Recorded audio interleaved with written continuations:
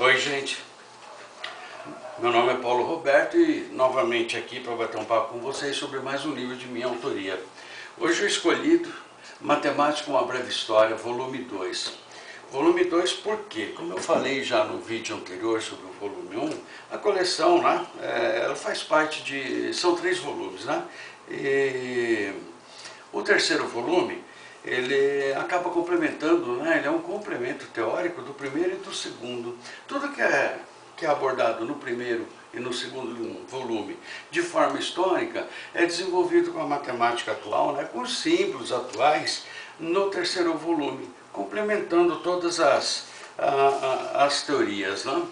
Bem, para quem leu o primeiro volume, eu acho que ficou bem claro que foi na Grécia que nasceu a ciência e que a grande ideia surgiu. Que ideia é essa? A ideia de que era possível compreender o mundo sem uma hipótese divina e que também deveriam existir princípios, forças e leis naturais e que o mundo, de alguma maneira, ele poderia ser compreensível sem que esses fenômenos, como a queda de uma folha ou um raio, fossem atribuídas a um Deus. Deveria, de alguma maneira, existir uma explicação científica. E foi alicerçado nesse tipo de ideia que os gregos promoveram talvez a primeira grande revolução cultural da história da humanidade. Isso teve início no ano 600 a.C. e durou até o ano 300 antes de Cristo. Depois disso, infelizmente, a ciência grega ela começou a declinar. O seu declínio se deve a vários motivos, né? E entre eles os principais, guerras religiosas, né? Tentativas de invasões e tudo mais. Talvez o último grande cientista que a gente pode destacar, que está um pouquinho distante desse período, foi Ptolomeu. O astrônomo Cláudio Ptolomeu, Ptolomeu com o seu sistema geocêntrico. Ptolomeu que com esse sistema acabou dando alicerce à igreja, né? Deu alicerce aos ensinamentos, à doutrina religiosa que pregava o geocentrismo nessa época, né? E tudo que a igreja precisava, eles acabaram conseguindo com Ptolomeu, um legítimo cientista alicerçando o sistema geocêntrico pregado pela Igreja Católica. Mas quando a gente pensa que não pode mais piorar, muitas vezes piora. Aconteceu pouco tempo depois, né? Isso no século IV, a Biblioteca de Alexandria foi invadida nesse período por cristãos fanáticos que queriam destruir a biblioteca. Não conseguiram. Depois, no ano 641 depois de Cristo, árabes comandados pelo califa Omar invadiram a biblioteca e aí foi o golpe fatal, destruíram por completo. Segundo consta na história da ciência, Omar, né, tinha uma frase em que ele falava que se o que tem na Biblioteca de Alexandria tem no Alcorão, então é supérfluo. Se o que tem na Biblioteca de Alexandria não tem no Alcorão, é nocivo. E de qualquer maneira, era para ser destruído tudo. Foi depois da destruição da Biblioteca de Alexandria, ou coincidiu mais ou menos as datas, que tem início o período que foi chamado pelo homem de período medieval. Ele começa mais ou menos no século V e vai até meados do século XV.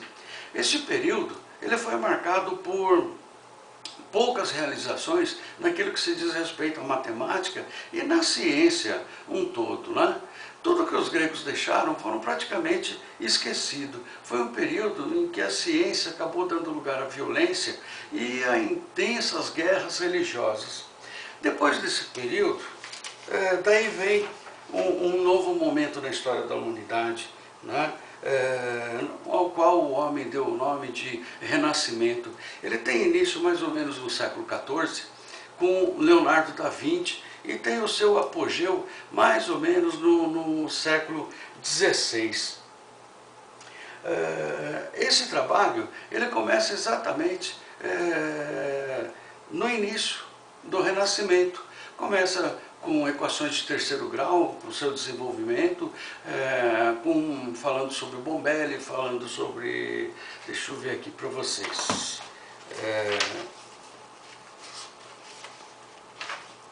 Ele traz François Viette, Rafael Bombelli, traz Cardano, Tartaglia, Ferrari e o início das equações, a resolução de equações de terceiro e quarto grau. Eu acho que vai ser através, para quem lê esse livro, vai ser através desse trabalho que os leitores poderão responder perguntas do tipo: por que Copérnico colocou o Sol no centro do universo e teve que esconder seu livro? Como que Kepler, com tantos infortúnios na vida dele, conseguiu desenvolver as suas 3 leis sobre astronomia? Qual foi a força que moveu Galileu para lutar contra a Igreja Católica e a Inquisição? Por qual motivo foi desenvolvido o cálculo diferencial integral?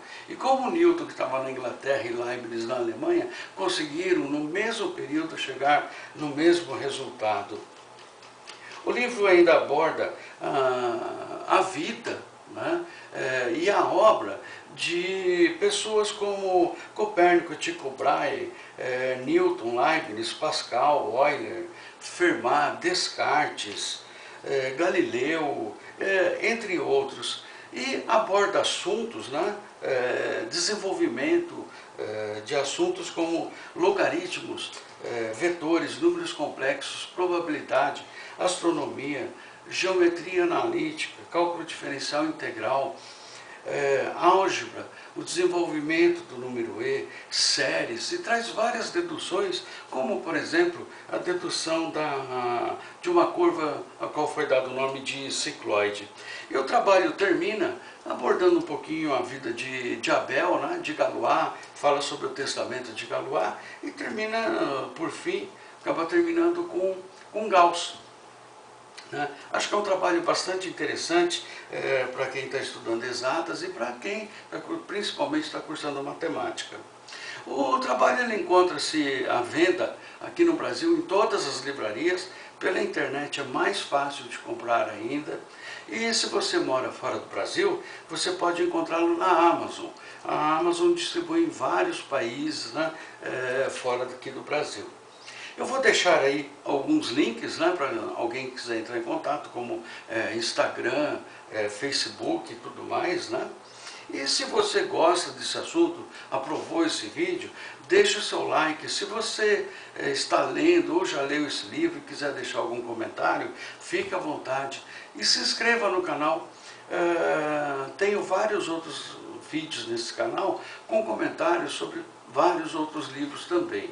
Tá bom, gente? O livro, então, é Matemática, uma breve história, volume 2. E é isso. Até uma próxima. Obrigado, viu?